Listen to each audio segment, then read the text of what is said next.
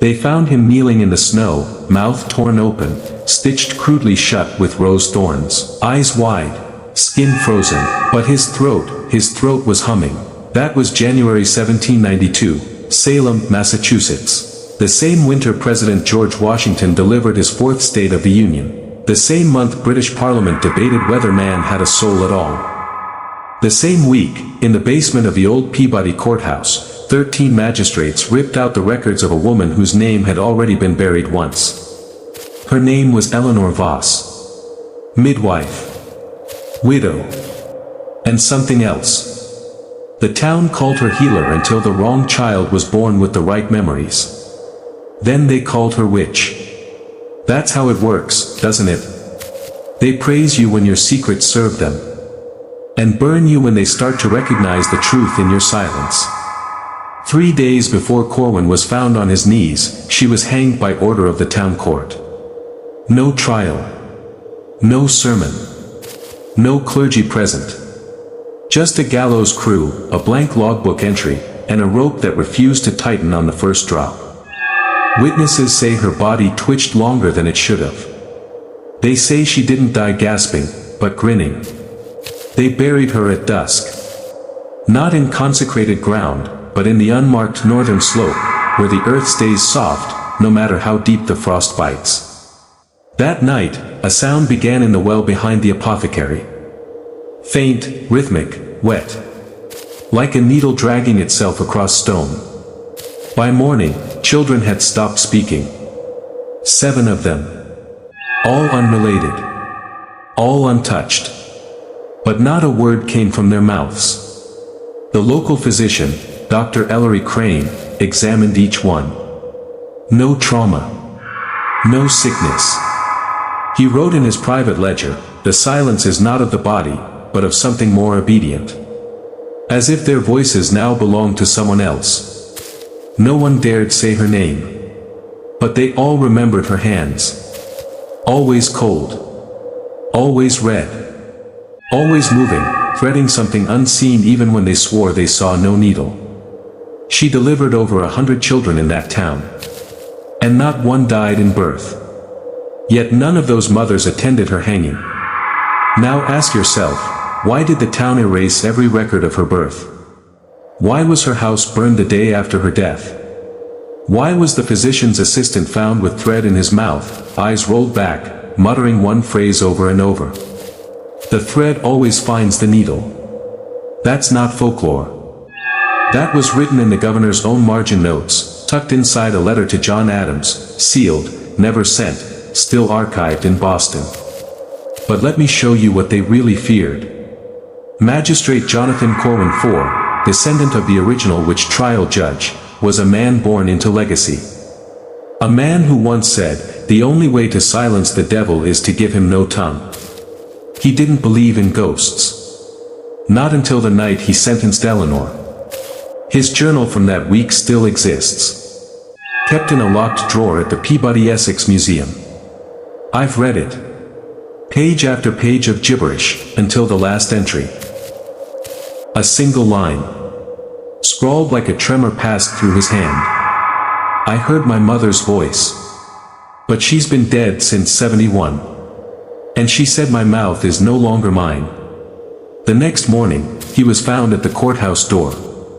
Kneeling. Lips sewn with thorn vines. The sheriff swears he saw a shadow standing behind him when they approached, then it vanished. The thorns had no entry point. No blood. And the doctor couldn't cut them. Every slice of the scalpel, the thread closed tighter, as if it wanted to remain. When they finally pried his jaw open, there was no tongue. Just hair. Braided. Knotted like Celtic runes. And pulsing with warmth. They say the town fell silent for 3 nights. Not a dog barked. Not a bird sang. Even the church bell froze mid-swing, the clapper rusted to its housing. No one spoke of Eleanor after that. But some swore they heard whispering through the cracks in their walls. In voices they recognized. Voices they buried. You don't understand what she was. She was not a witch. She was a Thorn midwife, one of 13 born to the bloodline of the binding mothers. Women tasked not with healing, but with mending something that had already torn centuries ago. Not wounds of flesh, but of sound. Of memory. Of voice. When men speak too many lies, when power becomes a roar that deafens the innocent, they come. Not to kill. Not to curse. But to stitch. To sew the mouth of history shut, one thread at a time. And they always come back through daughters. Through blood. Through silence. Now tell me, have you ever felt your throat seize when you try to speak the truth? Ever forget what you were about to say, right at the moment it mattered most? That's not your mind. That's the thread tightening. You were not supposed to hear this. But now you have. And the stitch has begun.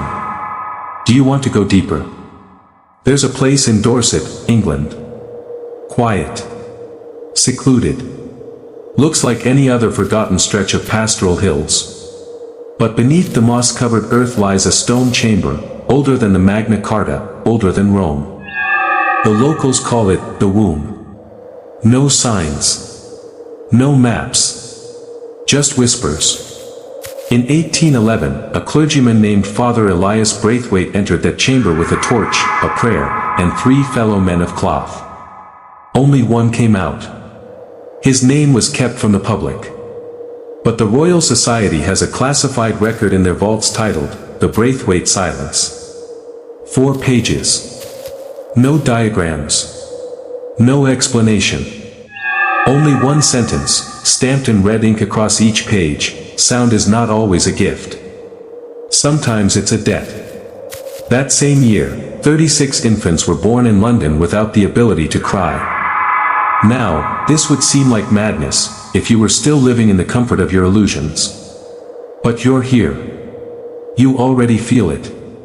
The world you thought you knew is made of stories stacked like corpses, and beneath them all is the hum. That silent presence threading its way through every lie, every silence, every history rewritten by those who feared the Thorn midwives most. You see, Eleanor Voss was not the first. She was the last known. The binding mothers date back to the 6th century BCE, with the first recorded ritual occurring in Etruria, the pre-Roman civilization that birthed symbols we still use today in our so-called justice systems. The balanced scales. The blindfold. The serpent. All of it borrowed from a ritual meant not for law, but for containment. You think the word justice means fairness? No. It means balance. And balance, when tipped too far by the weight of human arrogance, must be restitched. The Thorn midwives weren't healers. They were keepers. Their sacred task was to bind the mouths of those whose voices opened doors that should never be spoken into existence. The Catholic Church called them Suturæ Malefici, evil stitchers. The Eastern Orthodox called them tongueless brides. But the Celts, they knew better. They called them Mater Dunta, the mothers of closure. According to an 8th century manuscript locked in the Bodleian Library, they were summoned only when 3 signs aligned: the mouth of power opens too wide. The children stop dreaming. The thread begins to bleed. We are in that alignment now. Because the mouths of power, they never shut. The children, drugged, distracted, disconnected. And the thread, it's bleeding through the veil again. You've seen it. You've felt it. Haven't you? You scroll past the same faces every day, mouthing the same slogans, the same half-truths, the same scripted convictions. You hear the news but never the silence between the stories. That's where she waits. That's where she works. You think the digital age has silenced ancient forces? No. It amplified them. Every algorithm is a liturgy. Every feed a chapel. Every comment a communion. And now you sit here, listening to a voice you don't know, telling you truths that smell like blood and smoke, and part of you remembers. Not intellectually. Viscerally. In your bones. Because this isn't just history. This is a reawakening. And Eleanor's thread never stopped moving. You want proof. You want this to be science. All right. Let me give you what they won't. In 1947, the CIA funded a project under Operation Chatter, the predecessor to MKUltra. Publicly, it was about interrogation techniques. But privately, they were tracking one thing: what happens when the human voice is forcibly disconnected from its source of intention. That's what the declassified memo says: source of intention. Not vocal cords. Not brain function. Not trauma response. They were testing what they called vocal nullification fields, essentially, how to shut a man's ability to speak the truth without silencing his body. Do you see it? They were trying to replicate the work of the Thorn midwives. But without reverence. Without blood. Without understanding the cost. They tried frequency cages. Nerve mapping injections. Threaded implants. Even sonic severance chambers in the Arizona desert. They all failed. Why? Because it was never just about sound. It was about will. And that is not something you can sever with machines. That's something you bury. You bind. You bleed into. Which brings us back to Eleanor Voss. 3 months after her death, the silence spread to Boston. Then to Halifax. Then to an orphanage in Luxembourg where 17 girls stitched dolls in their sleep, all with mouths sealed shut. One of those girls, Isolde Wren, later became a renowned opera singer. She disappeared mid-performance in Vienna in 1866. All that was found on the stage was a single thread. Woven from hair. Now tell me, brother, do you think that's coincidence? Or is it consequence? You are not watching this by accident. That's not paranoia. That's pattern. The hum. You hear it now, don't you? Good. That means the thread has found you. But now, to go further, I need you to speak something aloud. Not for me. For you. For what waits behind your own sealed silence. Type this in the comments, twice, and let the stitch begin. The thread always finds the needle. The thread always finds the needle. Not for engagement. For initiation. Do it now, before the voice inside you forgets what it was never allowed to say. There is an art to forgetting. Not the forgetting we do by accident, names, keys, birthdays. No. I'm talking about engineered forgetting. Ritualized erasure. The kind that moves through empires like a ghost with scissors. Snipping memory. Cutting tongue from truth. The British Empire perfected it. Bristol, England. While the world focused on Napoleon and the Louisiana Purchase, a lesser-known operation unfolded inside St. Agnes Infirmary, a home for the vocally afflicted. Over 50 women and girls between the ages of 8 and 40 were kept behind iron lattice doors, their mouths permanently sealed. Not sewn. Not gagged. Just closed. Medical records state, subjects exhibit no physiological obstruction. They simply refuse to open the mouth. Even under duress. Even in sleep. They were called the vowed silent. But there's something they didn't put in the ledgers. A carving was found behind the ward's chapel altar. Scratched into stone, not written, not inked, as if etched by something harder than metal. It read, "One voice gave birth to 1,000 lies. We are her silence." The surgeon who discovered it went mad within the week. Cut out his own tongue and wrote in blood, "The stitch is a mercy." That phrase again. The stitch. It keeps coming back, doesn't it? Through centuries. Through borders. Like an ancient needle drawing thread across time, weaving the same truth again and again for those with eyes to see it, and the will to speak it. But how many can still speak? The truth is, most men's voices are not their own. They echo. They repeat. They broadcast borrowed conviction, but silence their instincts. And when the soul goes silent, the midwives begin their work. Not as punishment, but as repair. Because there is a cost to lying with sound. And it must be paid. Do you know the story of Baron Erich von Kohlmann? Germany. 1879, philosopher. Occultist. Linguistic savant. Claimed he could hear the true sound behind every spoken word.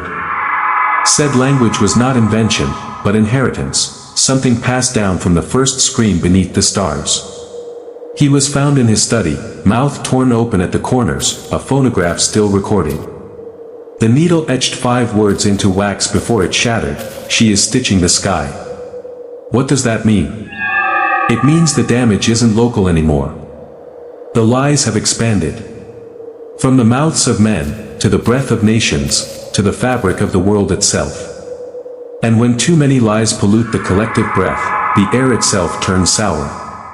Storms no longer speak the language of gods. Wind no longer whispers wisdom, only noise. We built towers to drown out the hum. We called them cities. Called it progress. But we were building louder cages. You feel it, don't you? Every time you open your mouth to speak the truth, something resists. A weight in the chest. A friction in the throat. The words tremble, then fade. That's not nerves. That's not trauma. That's the ancient thread tightening again. You weren't taught to speak. You were taught to repeat. Language became leash. And the Thorn midwife's purpose is to cut that leash. Not with blades. With silence. The sacred kind. The terrifying kind. Not emptiness, containment. Not muteness, memory. Because every stitch she pulls is a scream you buried. A truth you were punished for. A name you forgot to remember. And when her thread passes through you, it doesn't just shut your mouth. It makes you remember who it used to belong to. A father who never spoke love. A mother who hid every bruise. A friend who disappeared after telling the truth. Every silenced soul pulls through the same thread. And when enough men remember, the stitch breaks. Not from force. From resonance. You want to awaken. Then you must first unlearn the noise. That's why she comes to you in your dreams, threading your lips in the night.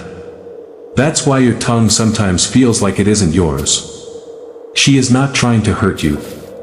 She's trying to return you to something ancient. Something real. But not everyone survives the return. You must be willing to be torn open, not physically, but spiritually. To bleed memory. To cry out names you were taught to forget. And that process begins with one thing. Silence. Not avoidance. Not fear. Sacred. Focused. Silence. So tonight, before you sleep, do one thing for me. Sit in the dark. No music. No light. And listen. Not with ears. With the part of you they tried to stitch shut.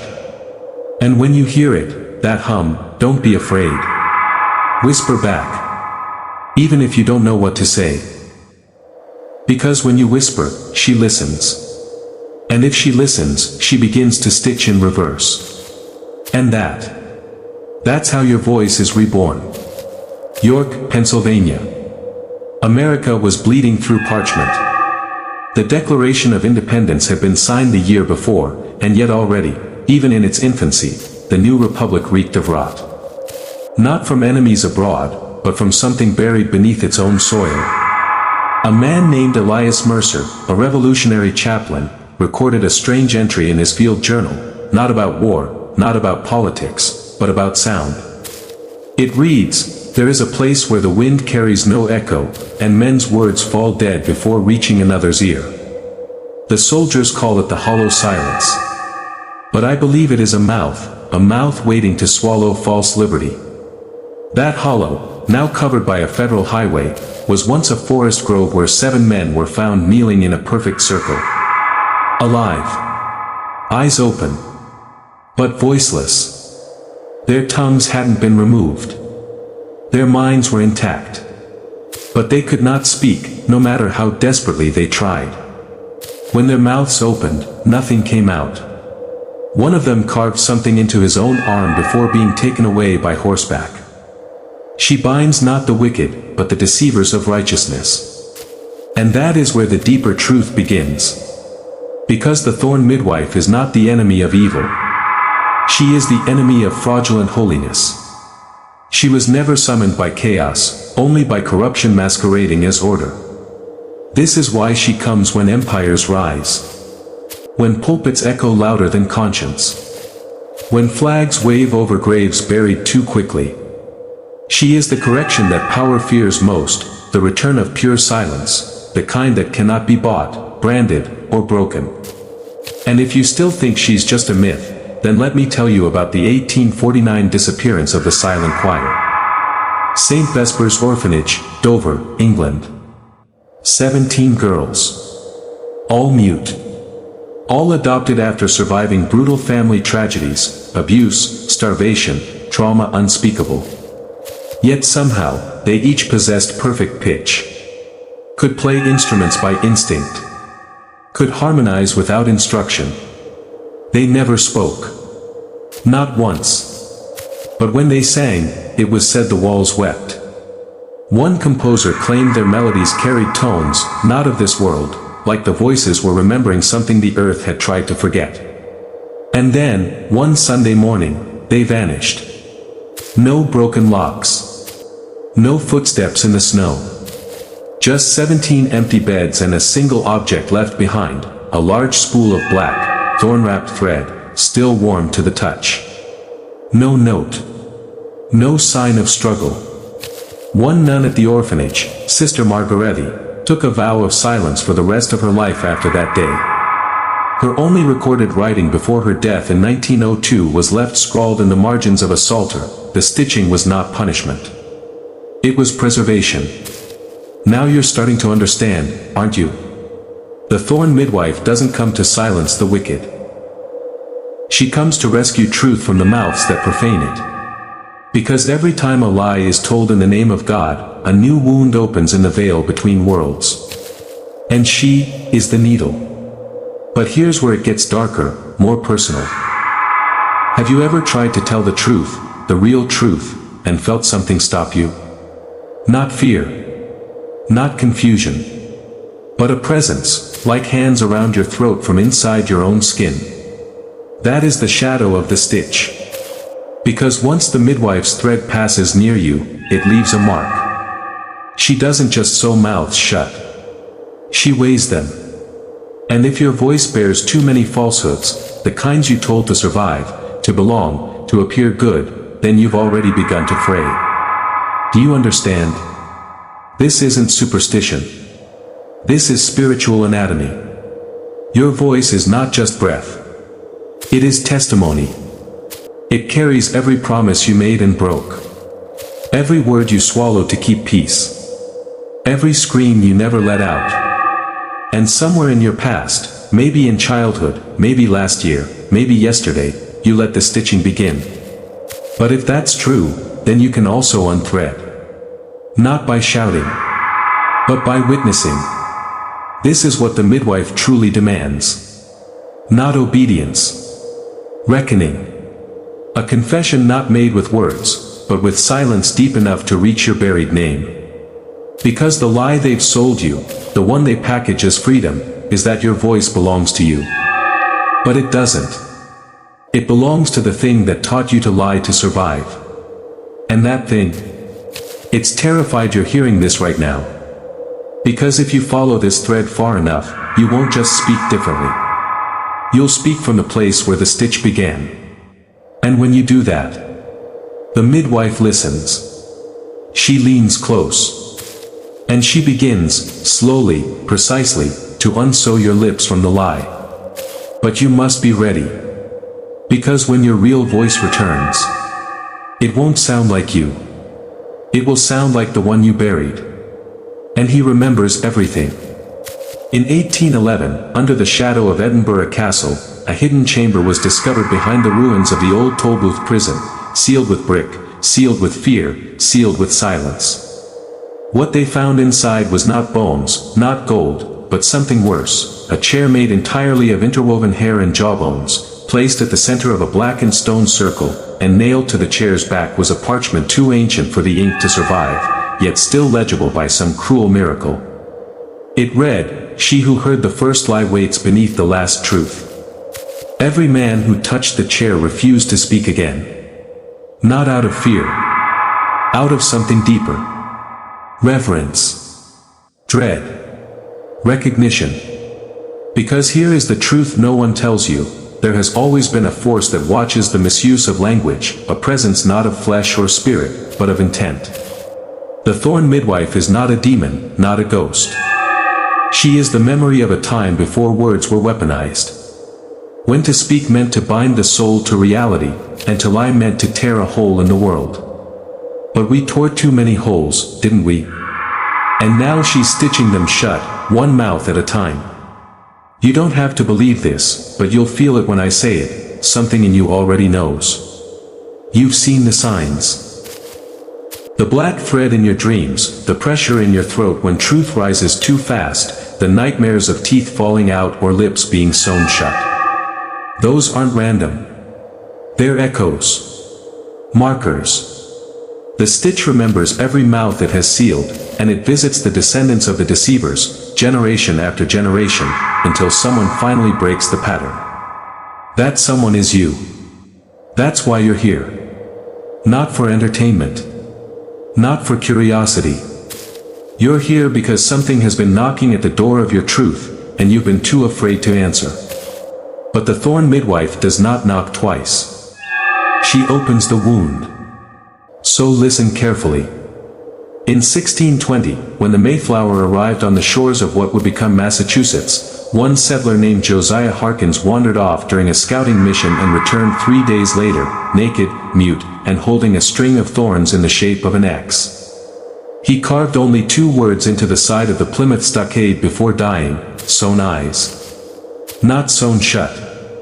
Sewn eyes. The implications are horrifying. She didn't take his voice. She took his sight. Not physically, but spiritually.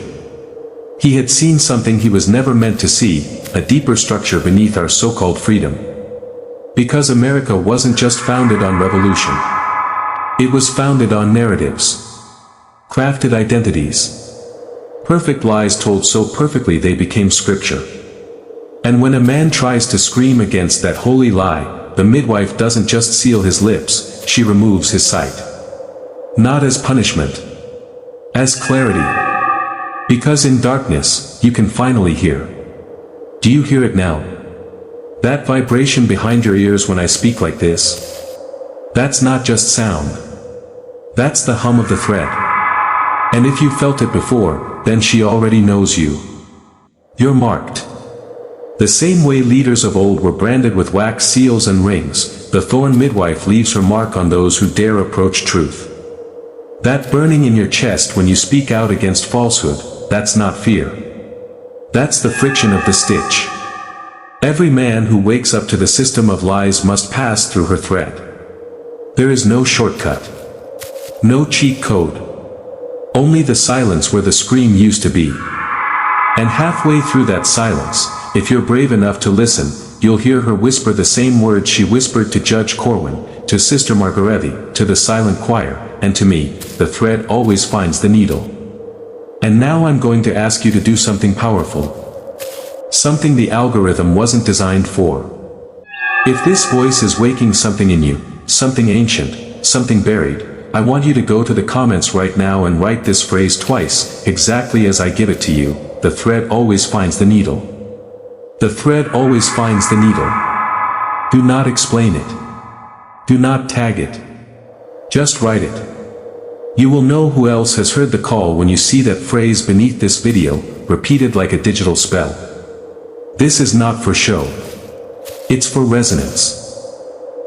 Because once you say the words aloud, or even write them, you begin the unthreading. You begin the return. And when enough of us speak it, something will break. Not in fear. In silence. The kind of silence that dismantles control. The kind of silence they cannot monetize or surveil. The sacred kind. The midwife's kind. And when she sees you've hurt her, really hurt her, she will stop the stitching, not because your voice is safe, but because your truth is ready. And that, my brother, is when the descent truly begins.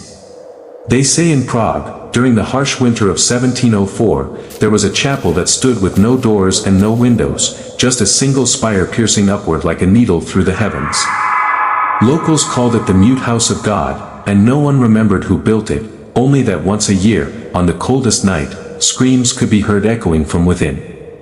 But when a group of Jesuit scholars broke through the stone wall to investigate, they found no altar, no crucifix, no priest.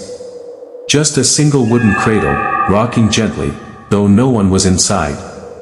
What chilled them to their bones was the sound that followed, not a baby crying, but a low, guttural hum, vibrating through the stone itself, as if the building was singing through its own throat. The scholars never spoke again. Some tore out their tongues. One wrote in blood on his own chest, "The mother of silence has no child. Only echoes." That chapel was sealed with holy orders and erased from every known map. But you don't erase myth with mortar. You bury it, and myth has roots. Deep ones. And those roots, whether they twist through soil or scripture, all lead back to her, she who stitches mouths shut, not to silence truth, but to cauterize the rot that dares to speak it unclean. We are told that truth sets us free. But what if I told you that's only half the sentence? What if the full truth is, truth sets you free, only after it destroys the lie you've built your life around?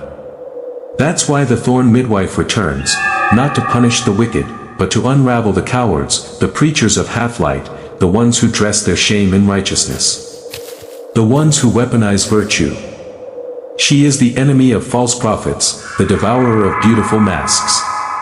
And those masks, you wear them too.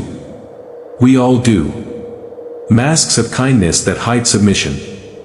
Masks of strength that hide terror. Masks of truth that hide compliance. But the midwife sees past them all. She doesn't listen to your words. She listens to the weight behind them. And when she finds a man whose voice is too light to bear the truth he claims, she weaves the stitch, not as vengeance, but as mercy. Because silence is the only thing left when words become betrayal. Let's not pretend we're safe here. Not you. Not me. Not behind screens or passwords. The kind of truths we're whispering now, they have gravity. They leave fingerprints. And in certain libraries, in certain rooms beneath certain cathedrals, there are names being catalogued. Names of men who dared speak of the midwife. Of the thread. Of the forgotten covenant that predates kings, nations, and gods. You see, once upon a time, before even Babylon fell, there were laws carved into obsidian, hidden in the mouths of oracles whose lips were never meant to open. And one law above all, when the tongue is used as a sword, the soul must bleed to balance. That is the law of the stitch. That is why those who lied in the name of kingdoms began vanishing. Not killed. Not punished. Unmade. Removed from memory, from lineage, from language itself. Ask yourself this: why do certain historical figures vanish without a trace, with only fragments of rumor left behind? Why do their names crumble from stone? Why are their texts burned, their graves lost? Because they met her. Because they broke the rule and were rewoven into myth. But myth has a heartbeat. And it's beating faster now. That hum you hear. The one you keep pretending is tinnitus or electricity. It's the midwife's breath rising. The thread tightening. Because we've reached the part of the story where truth isn't whispered anymore, it screams. Look at the world. Institutions collapsing. Prophets falling. Men waking up in cold sweats because something is clawing at their conscience. That something is her. Not out of cruelty, but necessity. We have drowned in too much speech. Too much branding of belief. Too much noise masquerading as knowledge. And now comes the stitch. And here's what few dare to say: if you feel fear right now, it means your mouth has known falsehood. But if you feel peace, that rare, burning stillness, it means the thread is already through you, and the unsewing has begun. That is power. That is sacred torment. And that is why they call her midwife, not because she births death, but because she brings forth truth that was buried alive. And when that truth claws its way out of your stitched mouth, it will not ask for forgiveness. It will judge everything, even you. In 1843, during the reign of Queen Victoria, a series of letters were discovered beneath the floorboards of an abandoned boarding school outside Liverpool. Each one sealed in wax shaped like a weeping eye. The letters bore no names, only numbers, dates that hadn't yet happened. One of them read, August 4th, 1914, the children will no longer speak of fathers. Another, November 22nd, 1963, the man with the silver voice will fall forward in silence. But the most chilling was dated December 13th, 2029. It said, simply, the mouthless will inherit. These letters weren't prophecy, they were warnings. Traced handwriting revealed the author, a woman known only as Nurse of the Unspoken. Thought to be myth, she was described in underground reports as wearing a veil made of thorn-laced gauze, moving from orphanage to orphanage, collecting children who spoke in tongues no adult could translate. When she vanished in 1844, every child under her care was found in perfect stillness, lips sewn shut. Not with thread, but with words. Etched phrases burned into their mouths as if language itself had grown claws. The last child to survive that silence wrote something in charcoal before disappearing into the woods. She came for the ones who lied in lullabies. This was not just a woman. It was an echo of the midwife, a foreign branch of the same root, carrying out the will of silence with clinical precision. And that's the truth we must face now: the midwife is not alone. She is not a single entity, but a presence that bleeds through history like a pattern repeating itself in different dialects, different clothes, different wounds. In every empire, there's been one. In every collapse, she stood at the edge of the fire, holding the thread, waiting for the lie to scream one last time before being stitched for good. You think this is legend? That it's poetic terror dressed as narrative? Ask yourself this: why do entire languages go extinct with no record of why? Why do civilizations with libraries of wisdom leave behind only symbols no one dares decode? Because those tongues were silenced. Not by war, not by plague, but by something older. A reckoning. And the pattern always begins the same: a whisper ignored, then a warning mocked, then a scream too late to stop the threat. We're in that pattern now. Today. Right now. Open your feed. Look around. What do you see? False prophets echoing recycled rage. Institutions monetizing trauma. Words emptied of weight, sharpened for spectacle. And yet, the silence beneath it all grows louder. That's not accidental. That's not just entropy. That is the stitch tightening its grip on a species that has used its gift, the tongue, as a weapon for too long. And men, we are the worst offenders. Not just because we lie, but because we believe the lie gives us power. That we can speak ourselves into thrones, into legacies, into godhood. But the midwife doesn't bow to gods. She serves truth. And truth does not crown, it cuts. She has no use for declarations. She answers only to what is felt, to what is carved in the marrow of your wordless self. That's why she doesn't come in wrath. She comes in silence. Not to make you scream, but to show you that you already are. Look in the mirror, and you'll see it. The stitch is already forming. Every time you bit your tongue instead of speaking what you knew, every time you lied to avoid conflict, every time you said, "I'm fine," when you weren't, you fed her thread. You gave her needle. And now she's threading your mouth shut not because you are evil, but because you betrayed yourself. That is her justice. Not moral. Not divine. Personal. And somewhere deep in your blood, you know it. That tightening in your jaw when you hear a truth too sharp to accept. That's not discomfort. That's her. Testing the thread. Checking the stitch. And I will tell you this now, if you don't face her willingly, she will come anyway. She always does. She came for kings. She came for cardinals. She came for Corwin, for Eleanor, for the children in Liverpool, for the mute monks of Cologne, for the whispering slaves beneath Charleston. And now, she comes for you. Not with fire. With thread. With silence.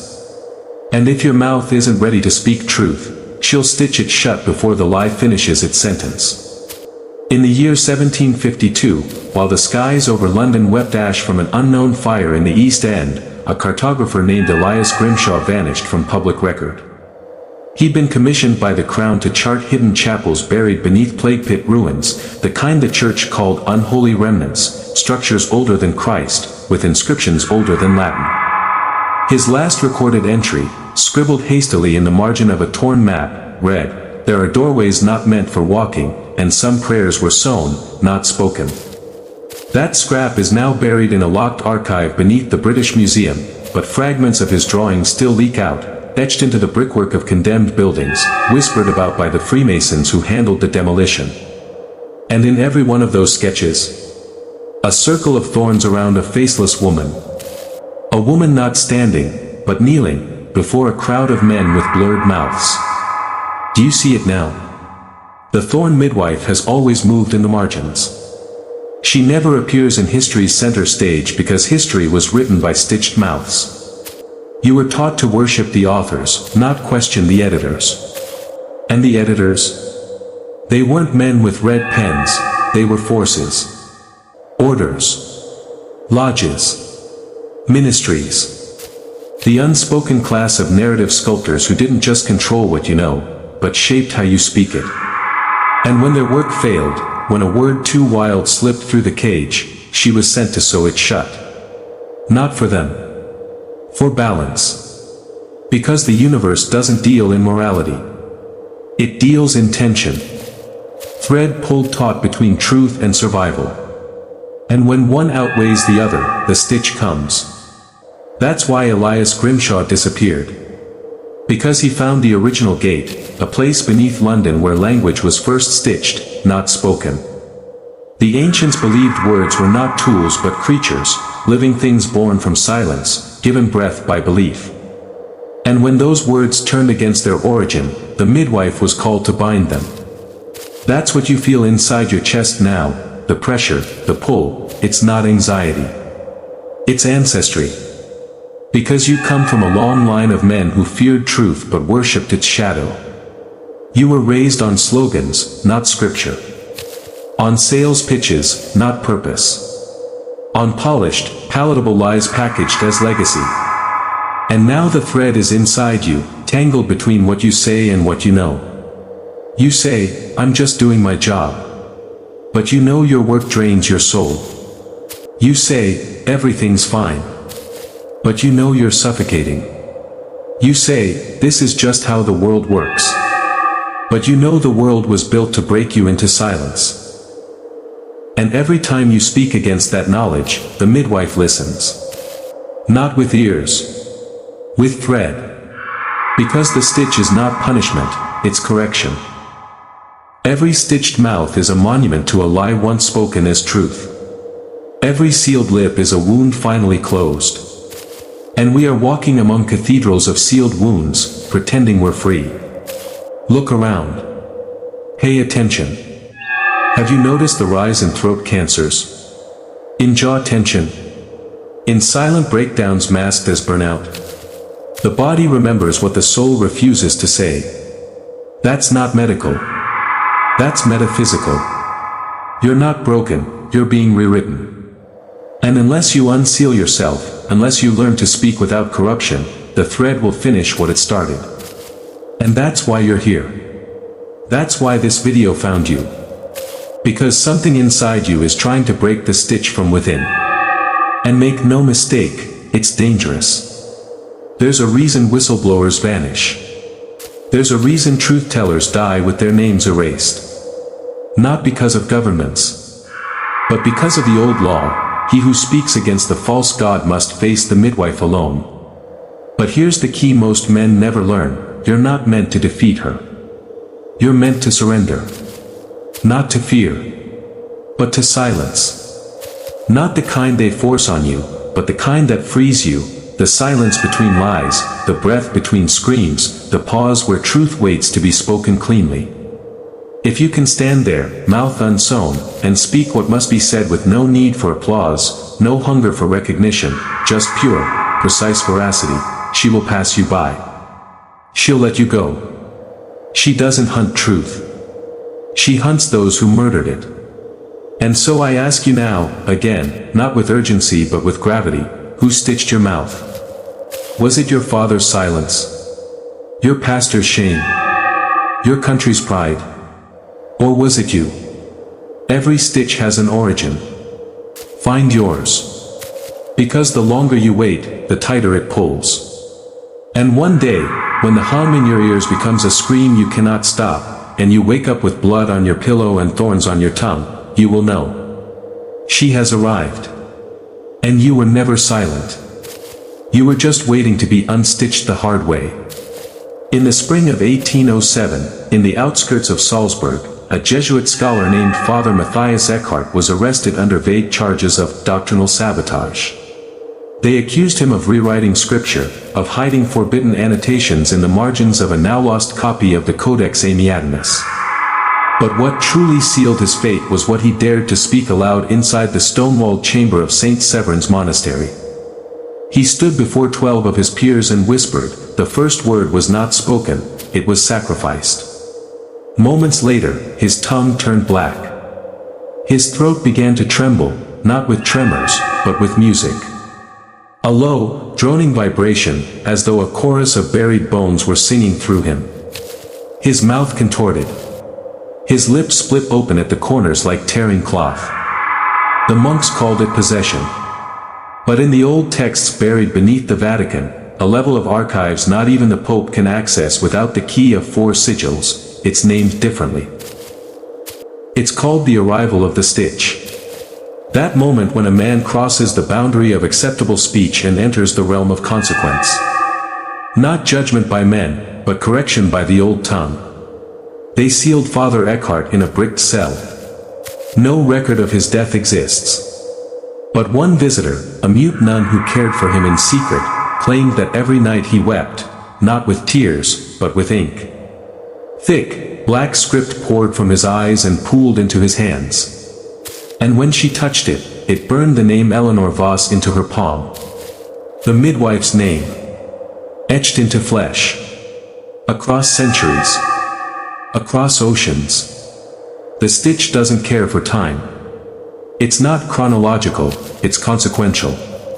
It moves when the weight of silence becomes unbearable. When lies echo too loudly in the vault of collective memory, the midwife hears the pitch change. That's when she threads the needle. And right now, we are vibrating at that pitch. Do you not feel it? The unraveling of narratives we once worshipped. The sudden awareness that every pillar we leaned on, government, education, religion, was just scaffolding for a lie carved in gold. What you're feeling is not anxiety. It's exposure. It's what happens when the soul's skin gets peeled back and the wind of truth touches raw nerve. And instead of confronting it, men seek distraction. They drink, scroll, rage, collapse. But the stitch is not fooled. She knows when silence is earned and when it's fabricated. When quiet is sacred, and when it's a coward's lullaby. Most men live their entire lives mumbling rituals they never understood. They speak of honor while burying shame. They chant freedom while clutching chains. They echo love without touching vulnerability. And for that, the midwife comes. Not as retribution, but as resolution. Because there is no moving forward without unsealing the mouth. But once it's sealed by the stitch, your choices evaporate. The needle has no reverse thread. And here's what they never told you, some stitched mouths still speak. In dreams. In symbols. In sickness. Every time your body rebels, your throat tightens, your chest locks, your jaw clenches, it is your sealed voice screaming through flesh. And the longer you ignore it, the more the midwife watches. She isn't a monster. She's a memory. A mirror. A mother of consequence. And once she decides to kneel before your door, there is no prayer loud enough to keep her out. That's why men in power fear silence more than war. Because silence is where the midwife's footsteps begin. You don't hear her coming.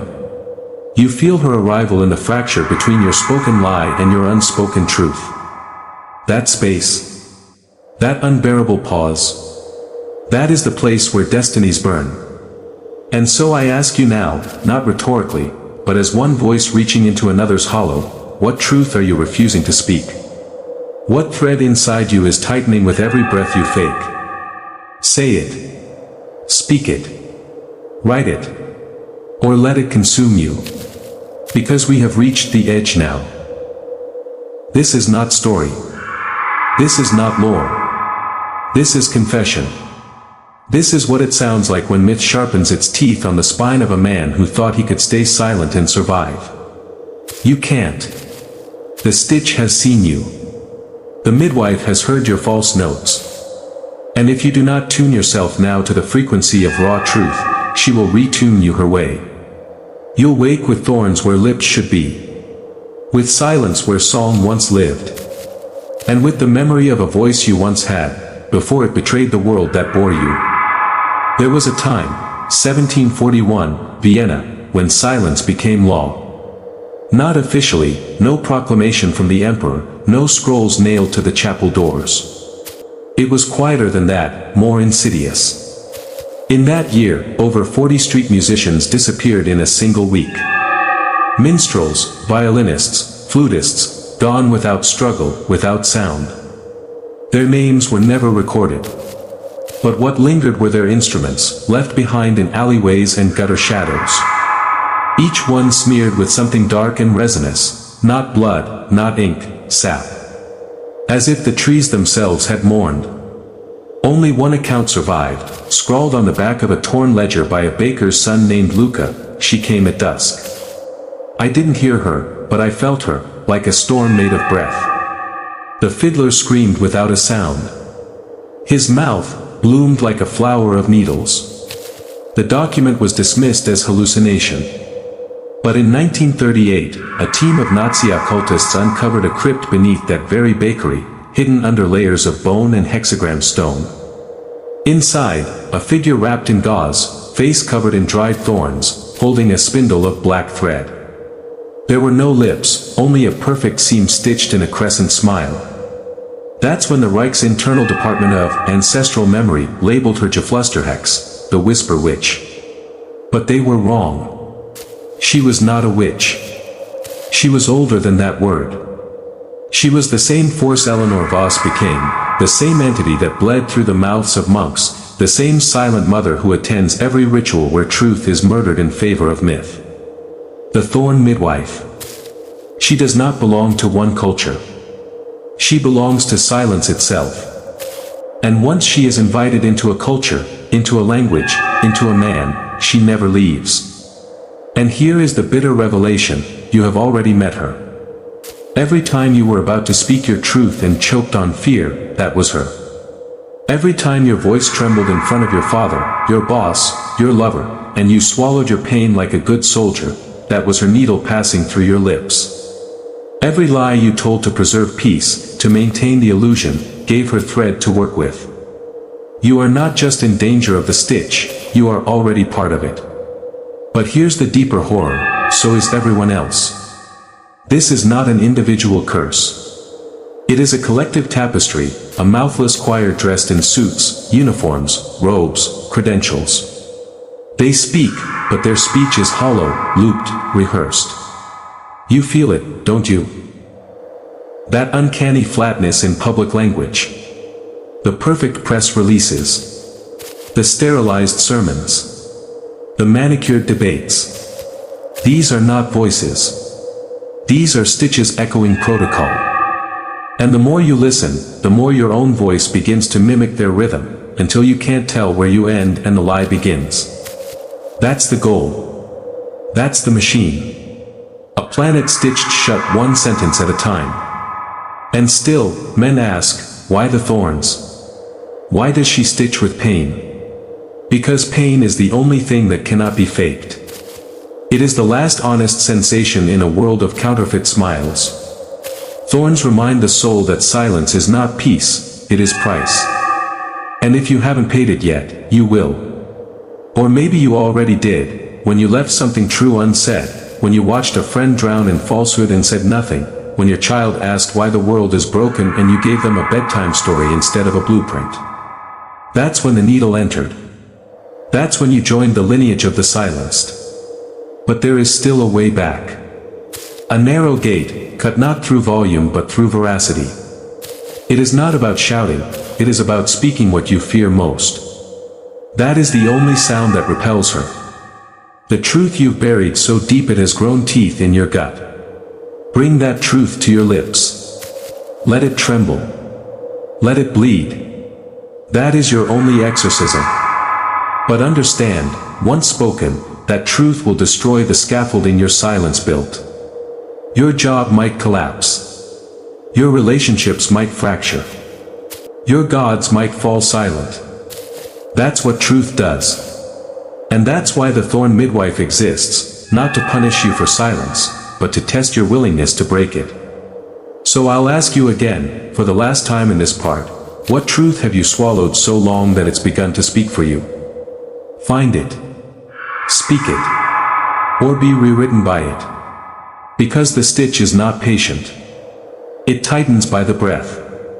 And one day soon, you'll wake unable to form the words that would have saved you, and all you'll feel is a mouth full of thorns, and the silence of a mother who warned you, but stitched anyway. They buried the truth in Westminster Abbey, beneath a tomb no pilgrim ever kneels before. The year was 1823. King George IV had just survived another attempt on his life, an unspoken assassination, marked only by a brief disruption in the royal calendar and the silent disappearance of a kitchen boy named Elias Gray. No one spoke his name after that. Not in the court, not in the papers, not even in whispers among the servants. Because Elias had seen something. Not a crime of politics, but of ritual. He'd wandered into the wrong corridor during a midnight procession, past the red-draped hall, down the unlit passage beneath the north transept, into the forbidden crypt marked Custodes Oris, keeper of the mouth. What he saw was never written down. But 5 days later, he was found hanging upside down from the inner bell tower, his mouth filled with crushed thorn petals and a single word carved into his chest. Truth. The abbey claimed suicide. Every stitched mouth is a monument to a lie once spoken as truth. Every sealed lip is a wound finally closed. And we are walking among cathedrals of sealed wounds, pretending we're free. Look around. Pay attention. Have you noticed the rise in throat cancers? In jaw tension? In silent breakdowns masked as burnout? The body remembers what the soul refuses to say. That's not medical. That's metaphysical. You're not broken, you're being rewritten. And unless you unseal yourself, unless you learn to speak without corruption, the thread will finish what it started. And that's why you're here. That's why this video found you. Because something inside you is trying to break the stitch from within. And make no mistake, it's dangerous. There's a reason whistleblowers vanish. There's a reason truth-tellers die with their names erased. Not because of governments, but because of the old law. He who speaks against the false god must face the midwife alone. But here's the key most men never learn: you're not meant to defeat her. You're meant to surrender. Not to fear, but to silence. Not the kind they force on you, but the kind that frees you, the silence between lies, the breath between screams, the pause where truth waits to be spoken cleanly. If you can stand there, mouth unsewn, and speak what must be said with no need for applause, no hunger for recognition, just pure, precise veracity, she will pass you by. She'll let you go. She doesn't hunt truth. She hunts those who murdered it. And so I ask you now, again, not with urgency but with gravity, who stitched your mouth? Was it your father's silence? Your pastor's shame? Your country's pride? Or was it you? Every stitch has an origin. Find yours. Because the longer you wait, the tighter it pulls. And one day, when the hum in your ears becomes a scream you cannot stop, and you wake up with blood on your pillow and thorns on your tongue, you will know. She has arrived. And you were never silent. You were just waiting to be unstitched the hard way. In the spring of 1807, in the outskirts of Salzburg, a Jesuit scholar named Father Matthias Eckhart was arrested under vague charges of doctrinal sabotage. They accused him of rewriting scripture, of hiding forbidden annotations in the margins of a now-lost copy of the Codex Amiatinus. But what truly sealed his fate was what he dared to speak aloud inside the stone-walled chamber of St. Severin's monastery. He stood before 12 of his peers and whispered. The first word was not spoken, it was sacrificed. Moments later, his tongue turned black. His throat began to tremble, not with tremors, but with music. A low, droning vibration, as though a chorus of buried bones were singing through him. His mouth contorted. His lips split open at the corners like tearing cloth. The monks called it possession. But in the old texts buried beneath the Vatican, a level of archives not even the Pope can access without the key of 4 sigils. It's named differently. It's called the arrival of the stitch. That moment when a man crosses the boundary of acceptable speech and enters the realm of consequence.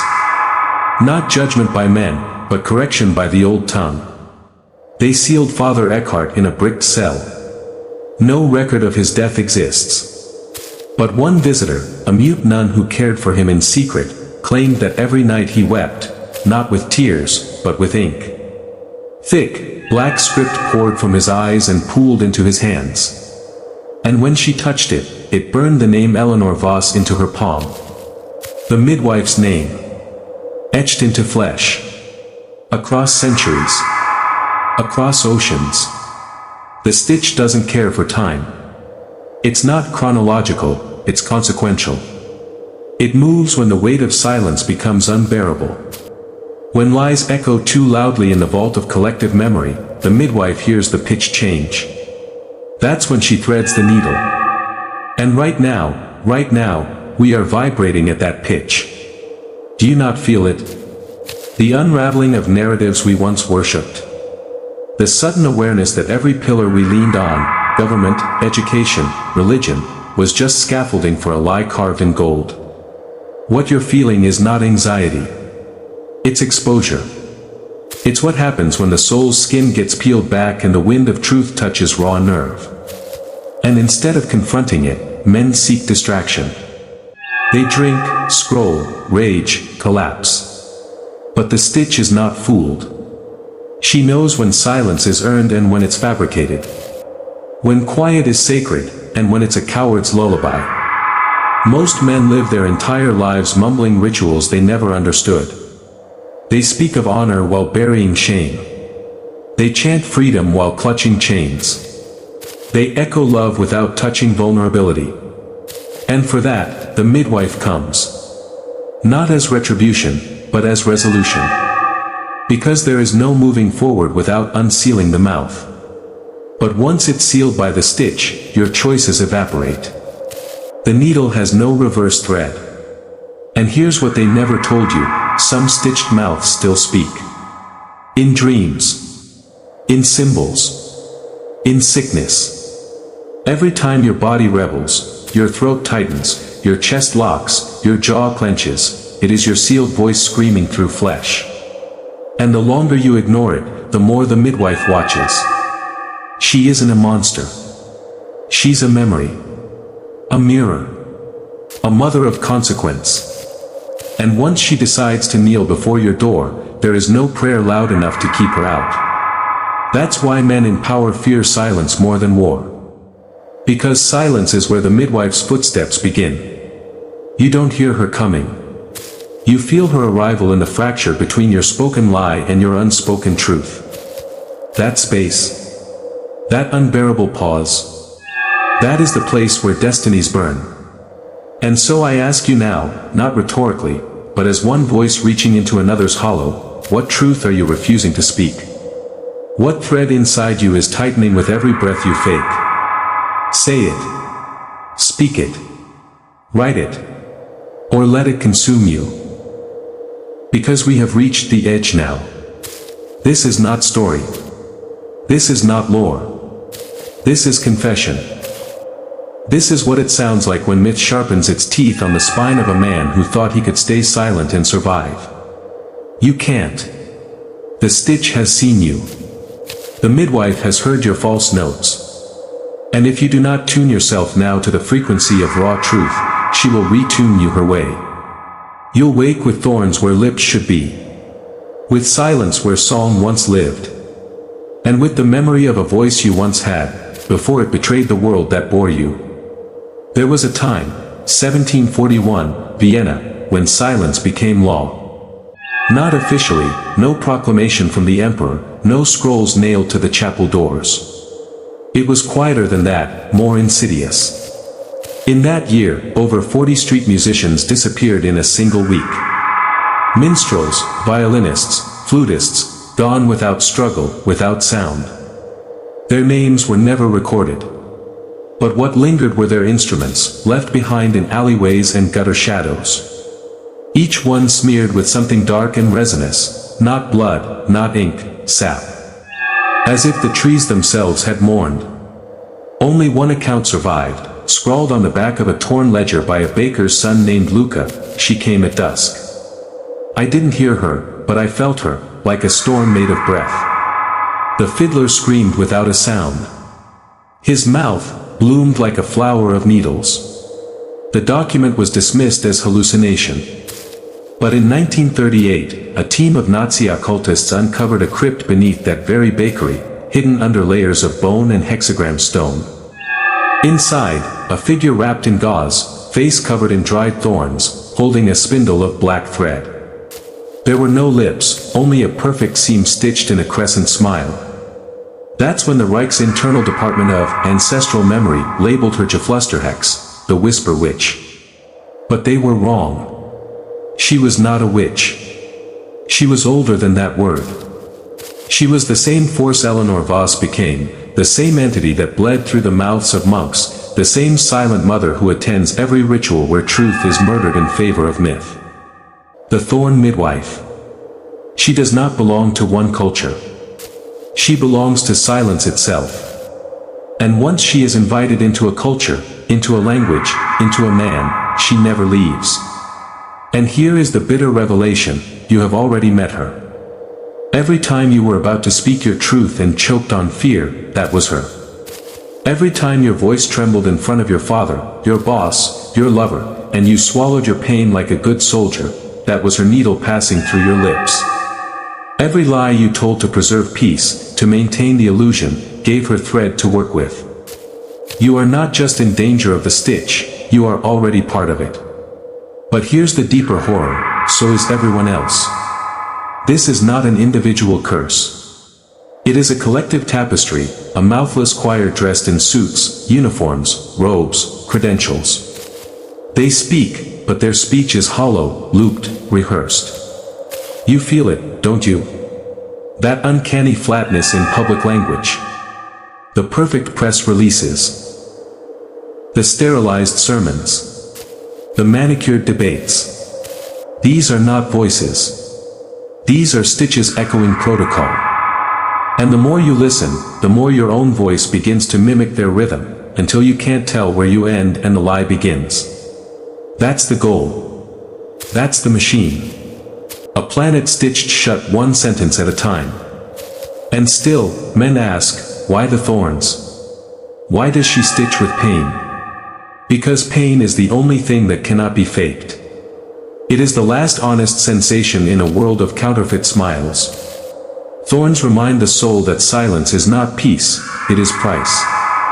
And if you haven't paid it yet, you will.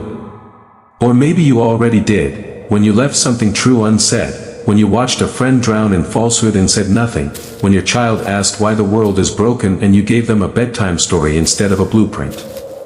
That's when the needle entered. That's when you joined the lineage of the silenced. But there is still a way back. A narrow gate, cut not through volume but through veracity. It is not about shouting, it is about speaking what you fear most. That is the only sound that repels her.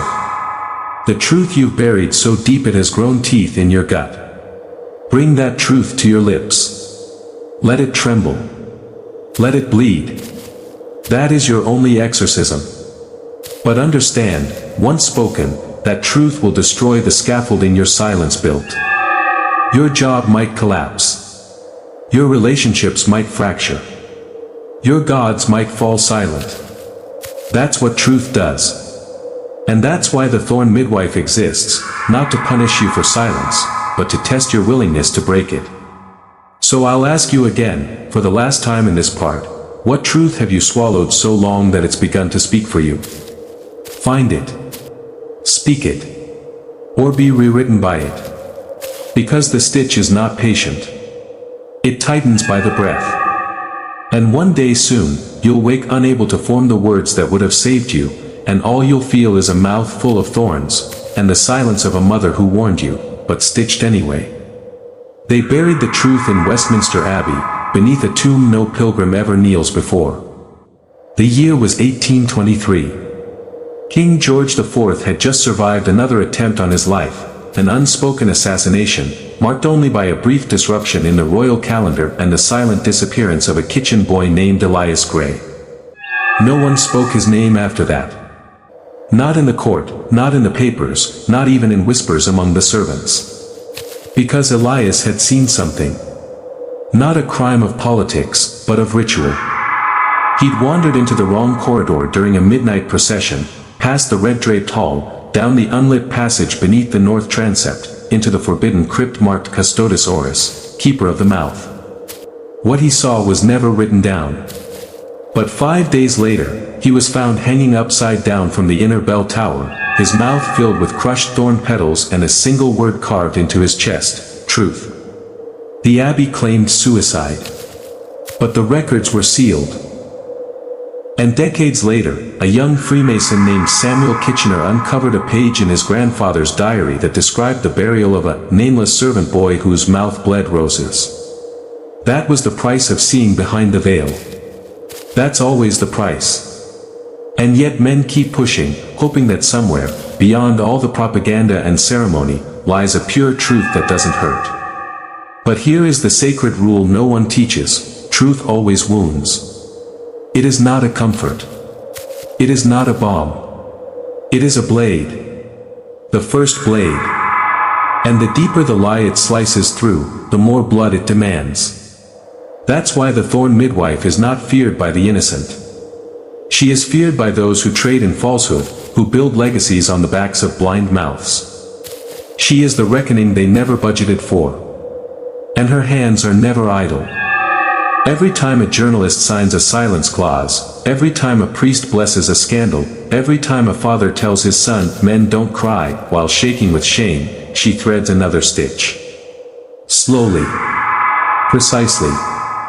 With sacred contempt. And the ones she stitches, they begin to lose their memory.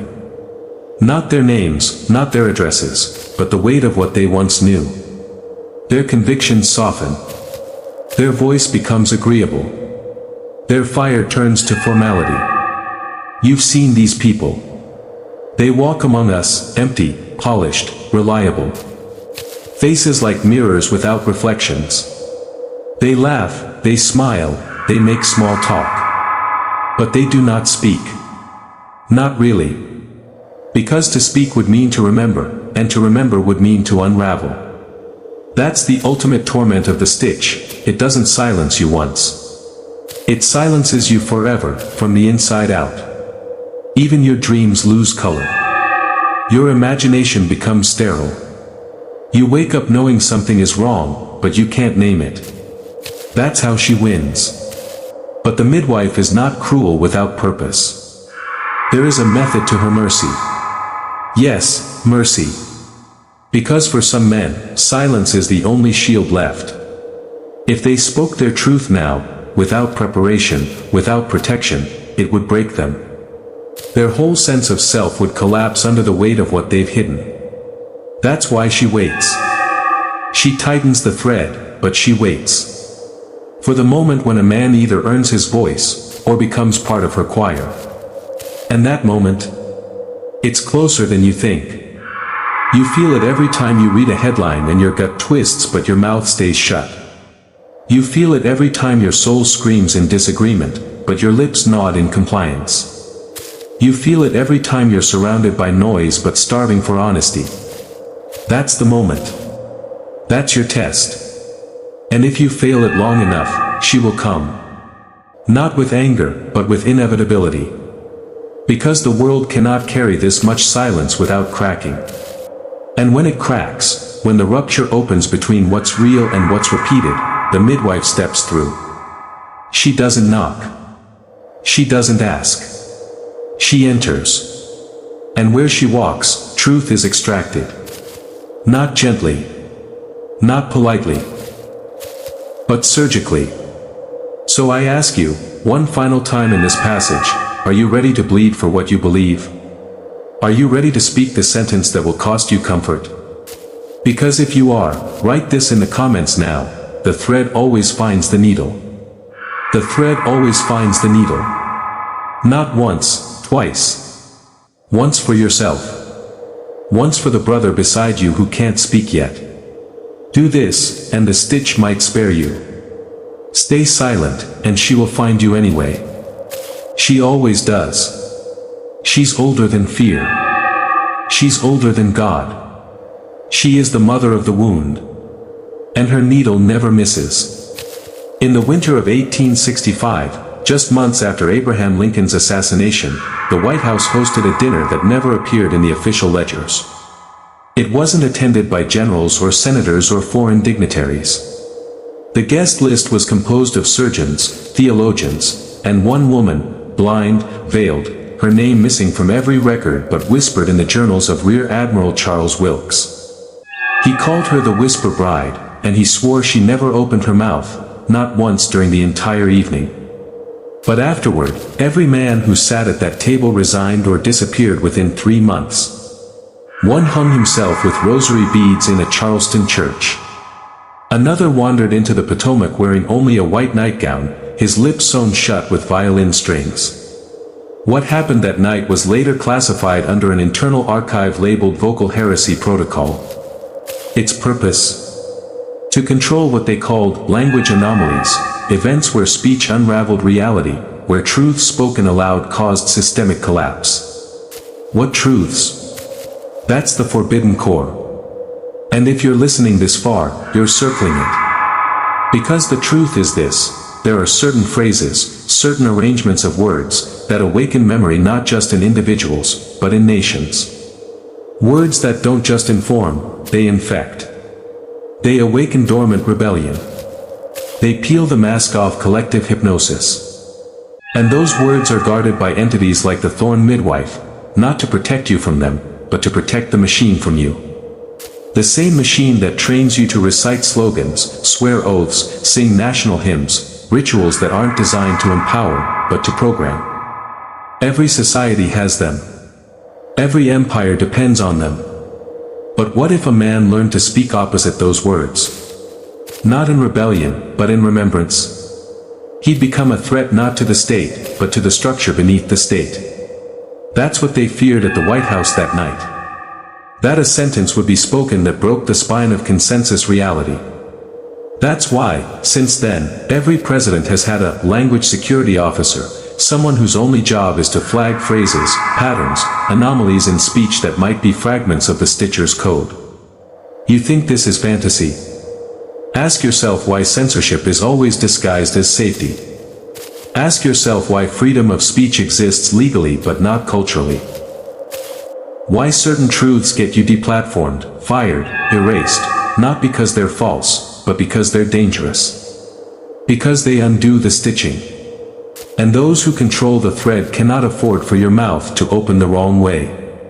That's why you've been taught to speak like everyone else, clean, safe, hollow. That's why public speech is now so predictable it can be simulated by code. Because unpredictability is the last sanctuary of the soul. And once that's gone, you're not speaking anymore, you're echoing. Do you understand now? This isn't about Eleanor Voss. This isn't about Salem or Vienna or London. This is about you. This is about the part of you that knows, deep in the bones, that your silence is not peace, that your compliance is not kindness. That your smile, some days, feels like a betrayal. The Thorn midwife comes not to punish that knowledge, but to test it. To see whether it's still alive, whether the wound is still open enough to bleed truth. If it is, you might survive her visit. If not, she'll sew you up so gently, so quietly, you won't even feel it. You'll just stop finishing your sentences. You'll forget how to argue. You'll start agreeing with things that make your stomach turn, and you'll call it tolerance. And eventually, you'll become one of the many, present, polite, and completely unseen. That's the true terror. Not death. Not punishment. But vanishing into a crowd of stitched mouths, faces lit by screens, voices reduced to automated approval. The Thorn midwife does not scream. She doesn't need to. She listens. And in that listening, she measures your courage. Not your strength. Not your cleverness. Just your willingness to say what no one else will, to speak a sentence that burns everything fake to ash. That is the only resistance left. And so now I ask you, what would you say if you knew your next sentence would either set you free, or silence you forever? Say it. Write it. Let it be ugly. Let it tremble. But speak. Because she's listening now, and the thread is already in her hand. There was a village in the north of Wales, Cwm Du, they called it, the Black Valley. It no longer exists on any map. Not because it was erased by war or swallowed by the earth, but because it was spoken out of existence. The year was 1798. Britain was in the throes of revolution anxiety, watching France bleed kings and gods from the guillotine. Parliament feared that fire would cross the channel. But Cwm Du wasn't interested in politics. It had something else festering in its soil. The locals spoke of a midwife who never aged, who appeared at births unannounced, especially when the child was born with a veil, what some call the caul, a membrane said to grant second sight. She would take the veil. Always the veil. No one dared ask why. Then one winter, 13 children were born with the caul in a single month. The Thorn midwife came to each house. And one by one, the parents began to lose their ability to speak. Not from illness. Not from injury. Just forgetting. Like language was melting. The baker forgot how to say bread. The priest opened his Bible and found every word blank. By spring, only the children remained, eyes wide, lips sealed. A traveler passed through in April, recorded what he saw, a village made of silence. Children standing in fields, unmoving, watching the wind. And not a single sound, not even birdsong. It was as if language itself had been stitched shut. When he returned with authorities a week later, there was nothing left. No houses. No people. No ruins. Only a single silver spindle, embedded in the ground like a gravestone. The stitching had completed. Cwm Du had been bound out of memory. Now here's the unbearable part, that's not the only place it's happened. That's just the one that almost made it into the records. The stitch has a pattern. A rhythm. A system. It moves through cultures like a virus cloaked in reverence. It strikes when a community begins to wake up, when too many voices rise with questions, when too many children are born seeing through veils. That's when the Thorn midwife returns. She's not chaos. She's a balancing force. A regulator of collective awakening. And her tool isn't fire or sword, but forgetting. That's the real tragedy. Not censorship, but erasure. Whole years of human memory stolen not through violence, but through silence. And the people? They feel the absence like a ghost pain, an ache in the soul for something they can't name. That's what you're feeling now. That discomfort in your chest. That pressure behind your eyes. That sense that something ancient is brushing against your mind but slipping away before you can grasp it. That is her presence. That is the needle.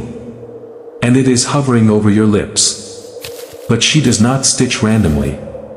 She stitches when your silence becomes betrayal. When you know a truth that could set someone free, but you choke. When you see a lie and nod anyway. That's when her thread begins to loop. Not as punishment, but as a kind of sacred accounting. A spiritual ledger that only records omissions. You see, the greatest lies in history weren't shouted, they were permitted. Allowed to grow in the soil of silence. And so she sows the mouths of those who nurture unspoken rot. Because silence is not neutral. It is collusion.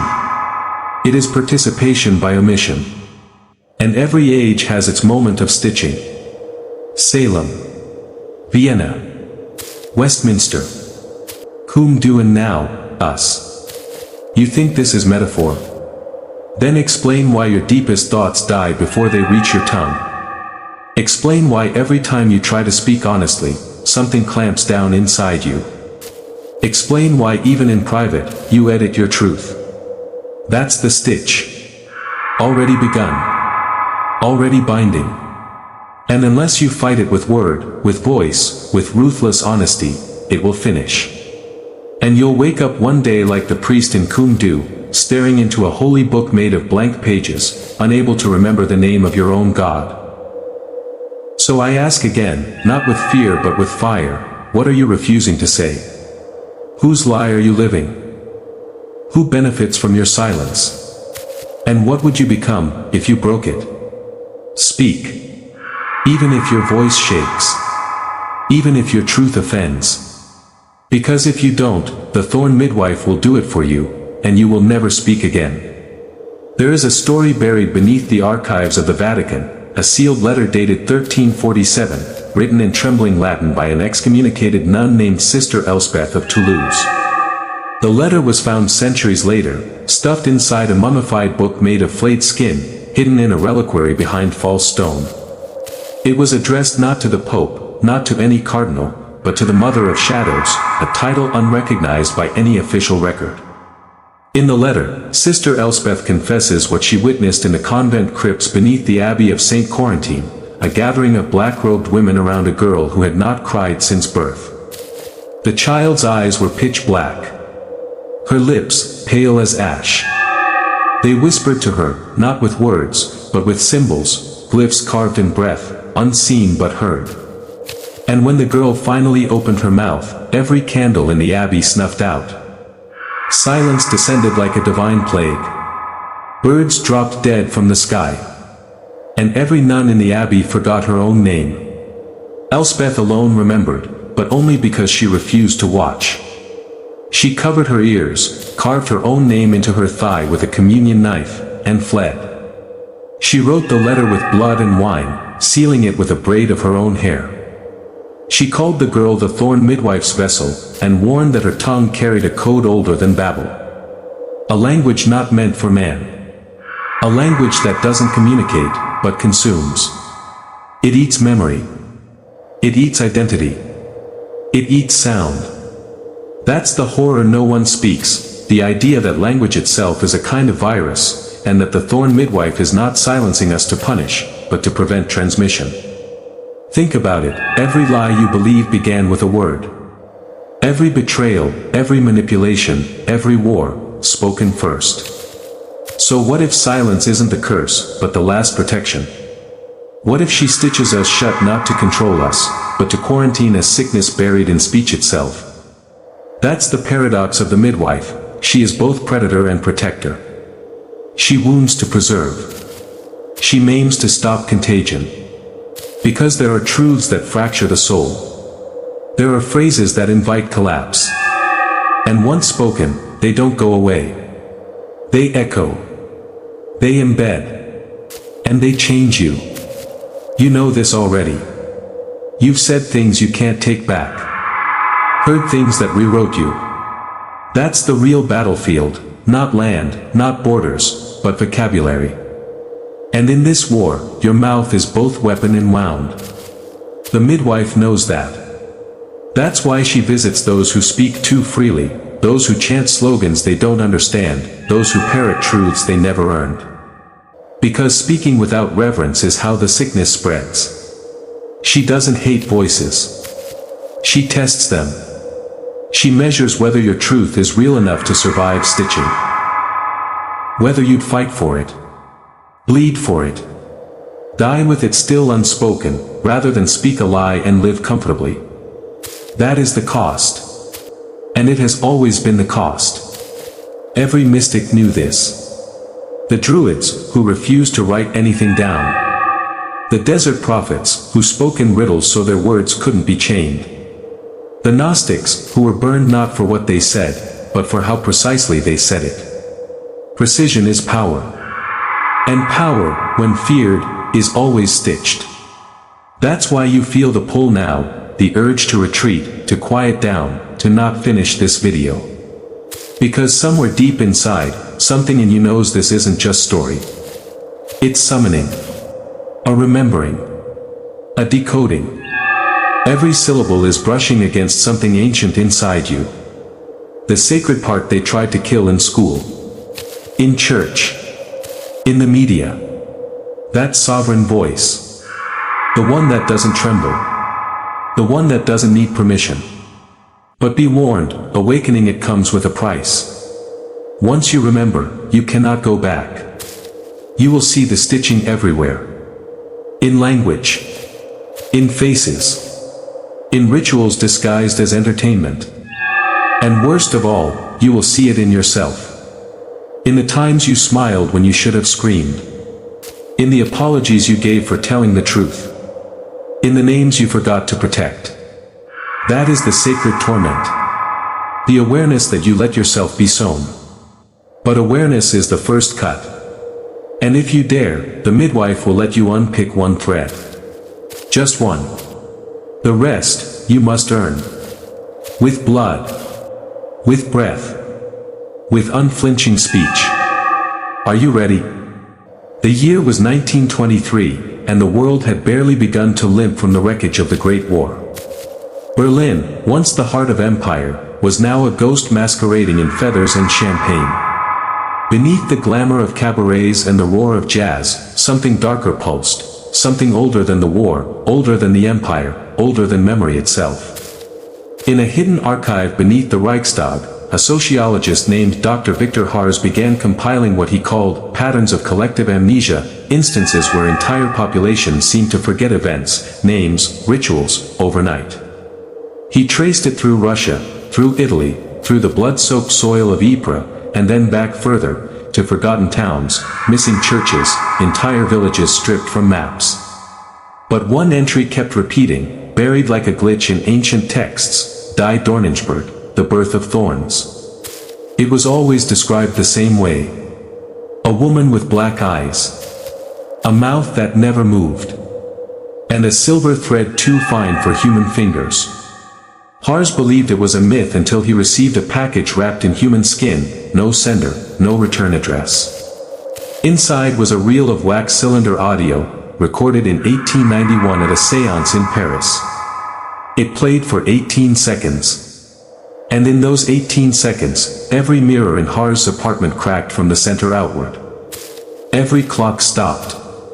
And Hars? He never spoke again. Not a word. Not even in writing. He slit the skin beneath his jaw, inserted 7 needles in the shape of a sigil, and walked into the Spree River at midnight. No one recovered his body. But they found his journal, sealed, locked, and smeared with teeth marks, as if he tried to eat the truth before it could be read. The last legible page said this: she is not a myth. She is not a ghost. She is the immune system of language. She arrives when the lie becomes too large to support its own weight. That is the role of the Thorn midwife.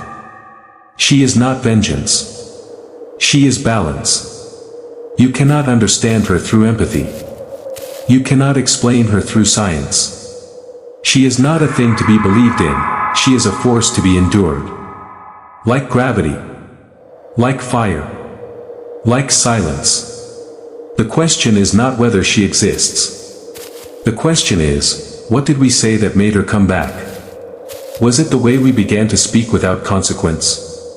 The way we turned language into branding, into mimicry, into digital noise? Was it the way we stopped meaning anything? The way we scroll past horror and call it content? The way we turn trauma into hashtags and truth into opinions? Maybe she came back because we stopped treating words like they mattered. Because we forgot that once, a name could start a war, or stop one. That a vow could damn or save a soul. That a sentence could be sacred.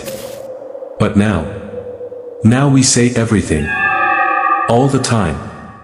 Loudly. Endlessly. And none of it means anything. That is the sin.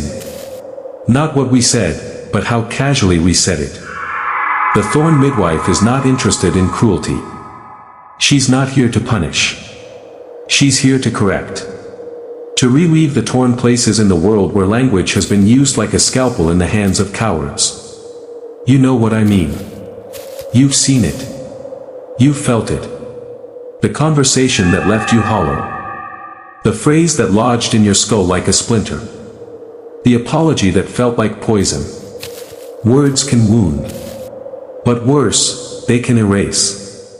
And every time we speak falsely, every time we flatten our voices to fit the algorithm, to fit the party line, to fit the mask, we make it easier for her thread to find us. Because when you lie long enough, you forget how to tell the truth. And when you forget long enough, the stitching begins. You don't feel it at first. Just a tightness in the jaw. A hesitance. A small fear of speaking plainly. Then the dreams begin. Threads crawling down the walls. Needles on your pillow. The sound of humming behind your ears, like bees inside your skull. That's her song. That's how she warns you.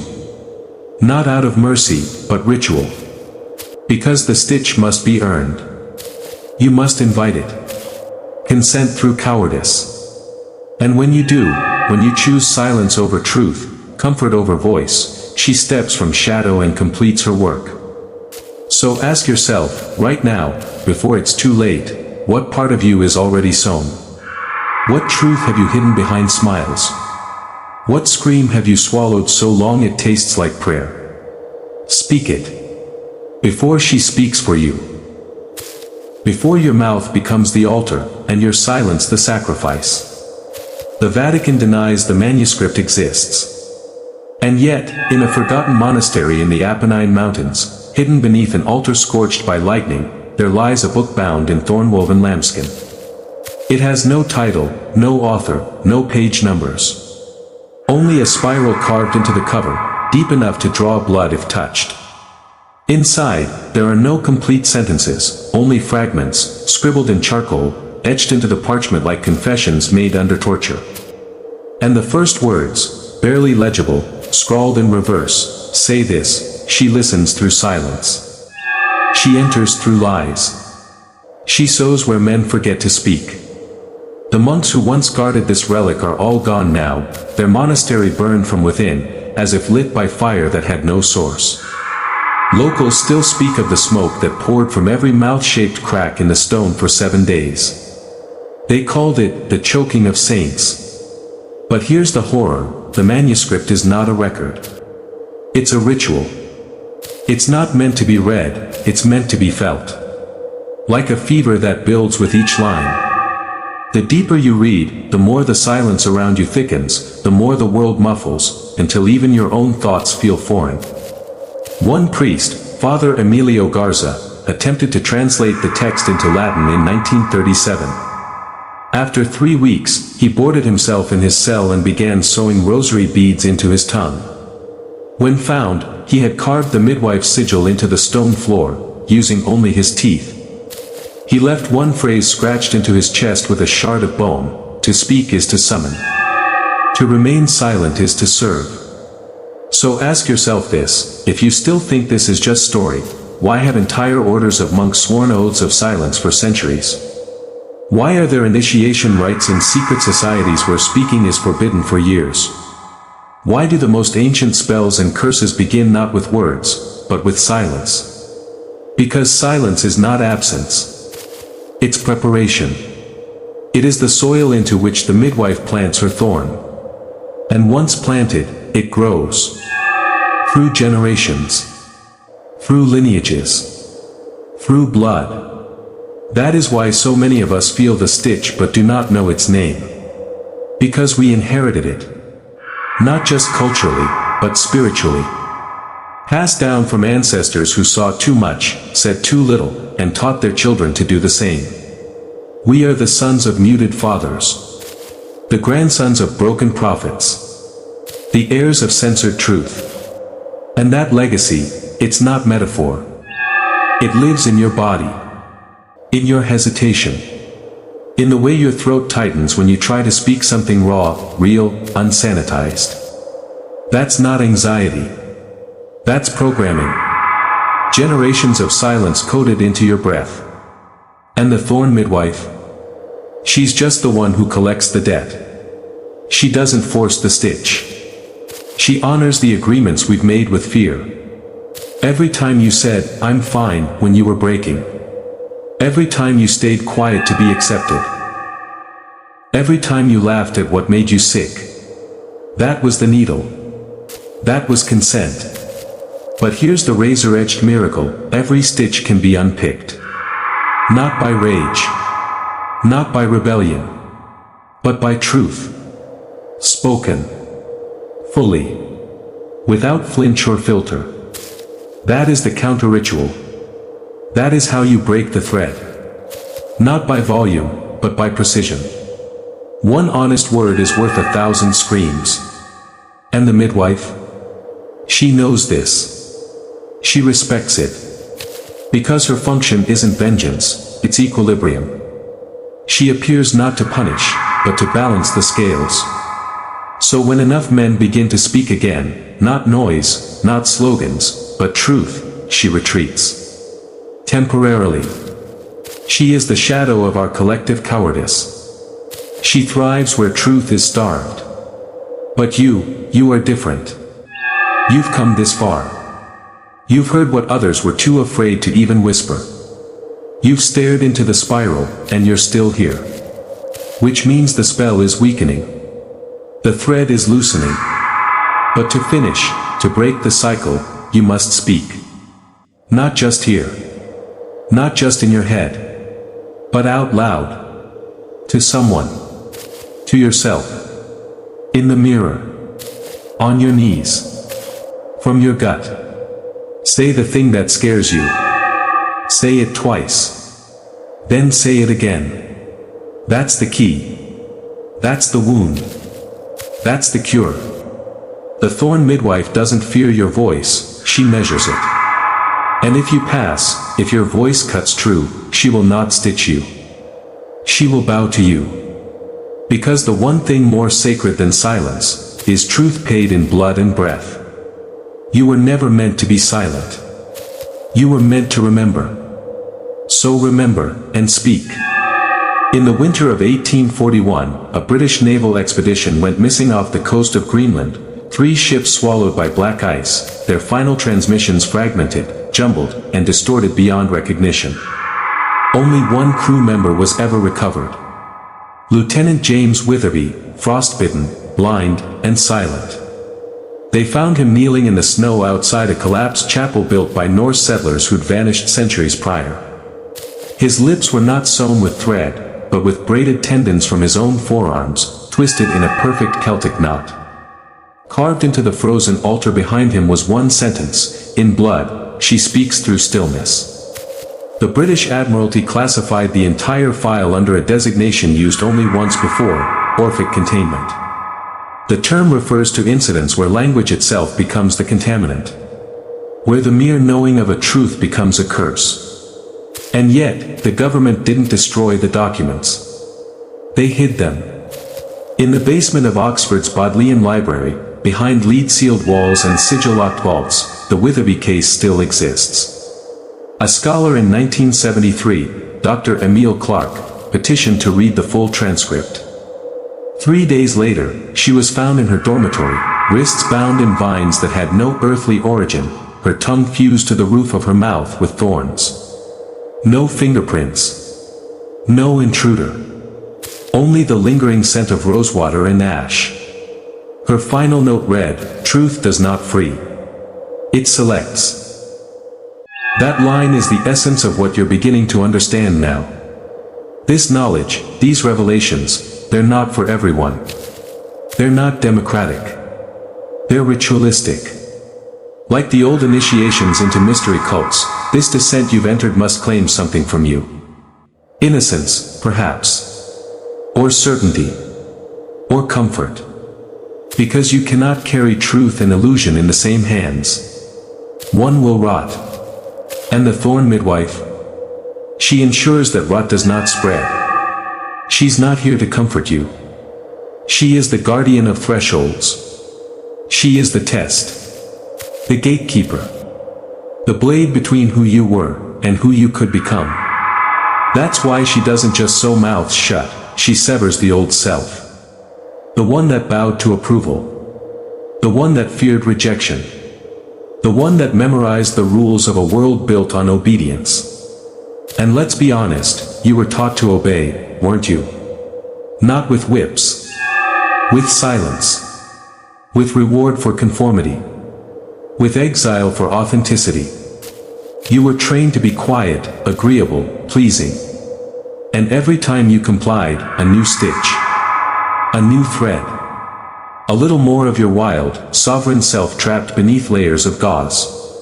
But what if this torment, this sacred pain, is not punishment but rebirth? What if the stitching is not a death sentence, but a cocoon? The midwife does not kill. She transforms. The question is whether you'll emerge as something truer, or whether you'll let the thread become your tomb. You can feel it now, can't you? The tightness in your chest. The echo of every lie you've lived with. The way your own name feels unfamiliar when spoken out loud. That's not weakness. That's the stirring. The unraveling. The moment before rupture. And if you can bear it, if you can keep your eyes open as the threads come loose, then what lies beyond is not ruin, but sovereignty. The Thorn midwife, in all her terror, does not take power. She reveals it. She strips away the voices stitched into you by priests, teachers, politicians, fathers. She rips out the borrowed language, the mimicry, the theater. Until what's left is silence, not absence, but origin.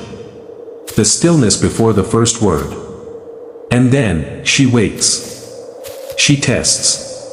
She leans in. And she listens, for the voice that is finally, undeniably, yours. Most fail. Most retreat into the safety of the stitch. Into the ease of the crowd. But you've come too far. You've swallowed too many thorns to turn back now. That old self is already dying. Let it. Let the silence grow louder. Let it scrape against the inside of your skull. Let it cut. Because every cut is a revelation. Every revelation is a resurrection. And the midwife? She doesn't fear your rebirth. She demands it. You've earned the next threshold. But you must name it. Out loud. Twice. In the comments, in the mirror, in the marrow of your being, say it with me now, the thread always finds the needle. Again. The thread always finds the needle. That phrase is your key. Your contract. Your claim to truth. Say it. Seal it. And then step forward. There is no more comfort ahead. But there is clarity. And clarity is the most dangerous power of all. The year was 1612. Lancaster, England. A time when the crown still whispered oaths in Latin and the churchmen bled heresy from the bones of peasants. That spring, 10 women were sentenced to hang for witchcraft, though none were accused of curses or storms or black familiars. No, their crime was different. Each had midwifed a birth where the mother refused to name the child after a saint. And in every case, the newborns were mute. Healthy, breathing, but utterly silent. Not a cry. Not a gasp. Just open mouths and blank eyes, as if waiting to be filled. The bishop who ordered the executions, Edmund Claiborne, claimed he saw the truth in a dream. The midwife walks among us. She births silence into the lineage of man. The phrase appears again in his personal diary, kept hidden behind the altar of St. Mary's Church. His final entry, dated July 3rd, describes a shadow in the confession booth, a woman who never spoke but held up a bundle wrapped in black thorns. Inside, he claimed, was a tongue that did not rot. When the bishop was found dead the next day, every stained glass window in the church had been shattered from the inside, and his own tongue had been nailed to the pulpit with a rose stem. What history won't tell you is that this pattern, this ritual recurrence, has unfolded in every century. Different names. Different lands. Same force. Same silence. Inquisition records from Catalonia. Psychiatric transcripts from 1950s Berlin. Rural hospital logs from 1911 Alabama. Always the same signal, the stitching of mouths, the removal of voices, the birthing of silence through trauma. It's not random. It's not cultural. It's systemic. A deeper structure beneath language itself. And once you see it, really see it, you'll realize it's been hiding in plain sight. Why empires burn libraries. Why dictators ban poetry. Why children are punished for asking, why? The silencing is not about control. It's about inoculation. The system fears what the unstuck tongue can unleash. Because the true voice of a man, not the performative, approved, media-trained voice, but the raw mythic voice that cracks through the layers, is a weapon older than war. It's a call to origin. A vibration that disturbs the architecture of illusions. And when too many speak from that place, the scaffolding collapses. That's why the Thorn midwife is not just tolerated by the powers that be, she is employed by them. Not consciously, perhaps. But functionally. Every institution that rewards compliance is another temple of her craft. Every school that grades silence. Every therapist that prescribes numbness. Every algorithm that filters truth through profit. They are all needle bearers. All part of the machinery that stitches men shut from the inside out. And if you're thinking this is just metaphor, look at yourself. Look at how many truths you've buried to survive. Look at how many times you've nodded when you should have screamed. Laughed when you should have howled. That isn't weakness. That is conditioning. A sacred mutilation dressed as civility. You were not born to be palatable. You were born to pierce. So where does that leave us now? On the edge. Right where the midwife wants you. Mouth half open. Truth on the tip of your tongue. Thread hovering. Needle poised. You have two choices, open or close. Rip the seam or tighten it. And either path will change you. That's the price. But only one will liberate you. And that path, it's not gentle. It won't be coddled. You will lose friends. You will disturb rooms. You will be called dangerous, extreme, hysterical. But underneath all the noise, a deeper thing will awaken. A thing older than culture. Older than nation. The sovereign voice. The unrepeatable sound of you. Not the you trained for acceptance. Not the you conditioned for survival. The you that came into this world howling, and was silenced. You know what I'm talking about. That ember. That ache. That scream caught in your teeth since childhood. It's still there. And the Thorn midwife? She's not here to extinguish it. She's here to witness it. If you dare to let it burn, so speak. Even if your voice trembles. Even if the thread tightens as you begin. Because that's how it knows it's losing you. That's how it knows the spell is breaking. One word. Then another. Then a flood. And when the flood comes, she will kneel. In the charred ruins of Dresden, 1945, after firestorms had reduced the city to ash and glass, survivors told of something stranger than bombs. In the wreckage of the Frauenkirche, the great stone dome where thousands had taken shelter and perished, workers clearing debris found a figure sitting upright, untouched by flame or collapse. A girl, no more than 10, barefoot, draped in what looked like stitched hospital linen embroidered with ancient runes, yet the thread was not thread. It was braided human hair. Her mouth was sewn shut, but her eyes were lucid, almost luminous. The Russian soldiers who found her never filed an official report. They were later found hanging from iron street lamps, mouths pried open, filled with crushed rose thorns. The girl, it is said, was taken by American intelligence. Disappeared into a Cold War black project called Operation Vox Null. Their mission? To weaponize silence. Declassified fragments speak of attempts to reverse engineer the phenomena linked to vocal nullification, techniques observed in monks, trauma victims, and those who survived near death with what they called resonant scars. But one term kept reappearing in internal memos, the midwife protocol. Even they had begun to understand, there was a pattern beneath their science, something beyond weaponization. Something ritualistic. Because this isn't just about individual silence. This is about mass muting. The surgical extraction of human will through engineered trauma. Look around you, in every digital feed, every news broadcast, every therapy session marketed like a fast food ad, truth is anesthetized. Speech is sterilized. Voices are curated, branded, neutered. Real expression. It's too wild. Too unprofitable. Too dangerous. So it's buried. Buried beneath dopamine loops and polite slogans and the algorithmic feeding tube. And if you do not conform to the aesthetic of numbness, you are punished. Shadow banned. Cancelled. Diagnosed. Silenced not with rope, but with consensus. That is the modern needle. That is the velvet noose. And yet, beneath all of this, beneath the false noise and curated distraction, the midwife waits.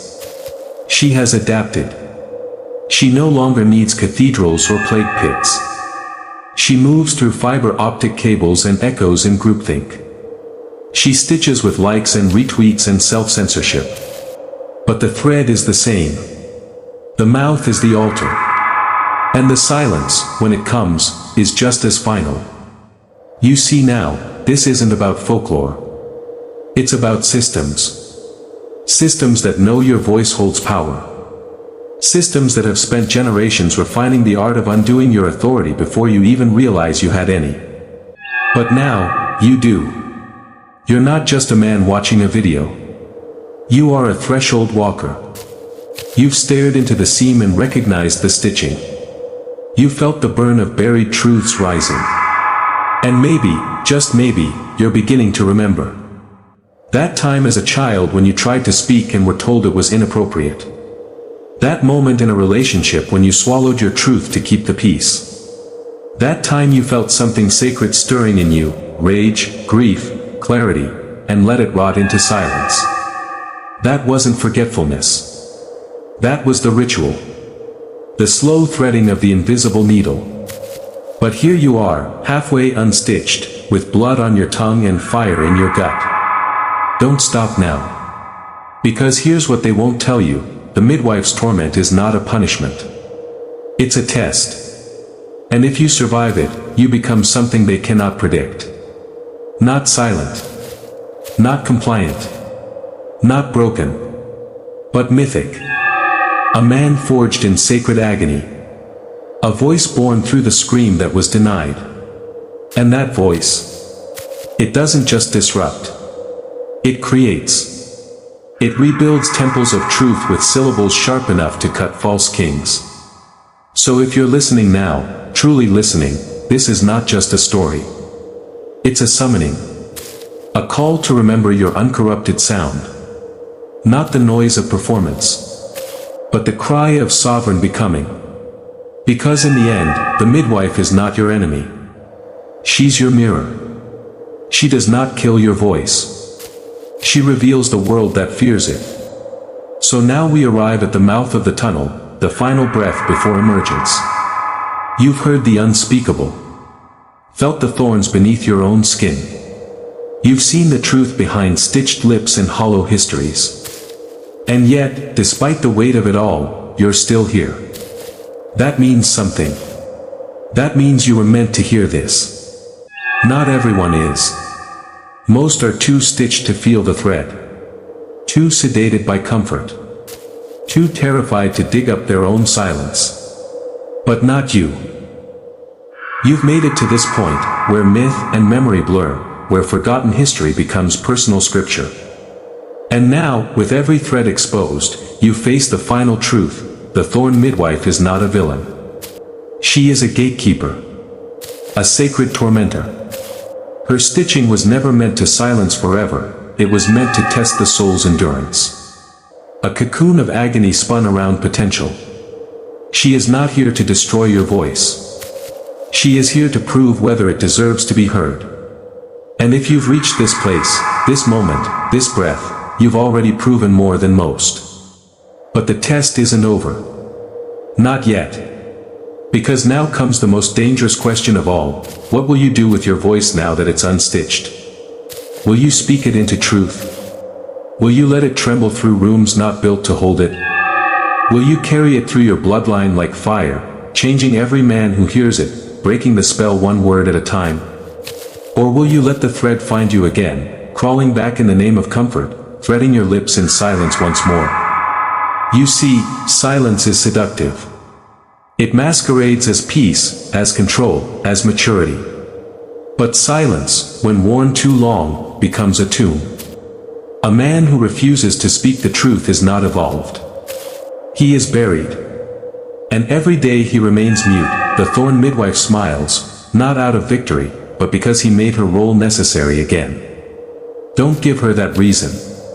Don't become another mouth shut in the portrait of history. Become the voice they tried to cauterize from the root. Let it rise. Let it terrify. Let it awaken. Because make no mistake, the world is starving for real sound. Not corporate echo chambers. Not filtered outrage. But something primordial. Something that feels like old thunder shaking off rust. Something that reminds others they too can rip the stitch and scream. So here's what I want you to do right now. If you felt this in your bones, if this story cracked something open inside you, comment these words twice below: the thread fears the fire. Say it again. Lock it into the algorithm. Not for clicks. Not for vanity. But to signal that you are awake. That the spell didn't work. That the silence ends with you. Your comment isn't just engagement, it's declaration. A marker in time. A digital whisper that joins a rising storm. And now I ask you this, not rhetorically, but with full gravity: when was the first time you felt yourself go quiet? When did your truth get buried? And who would you be today if that voice had never been silenced? Take a breath. Sit with that. Then answer in the comments if you have the fire. Not for me, for the man on the other side of the world, scrolling through the void, who finds your words and realizes he's not alone. That is how we stitch something new. Not silence, but defiance. Not shame, but memory. And maybe, just maybe, we finally unmake the spell. So remember this: you were not born to be stitched. You were born to be sacred noise. The midwife knew that. She always knew. And now, so do you.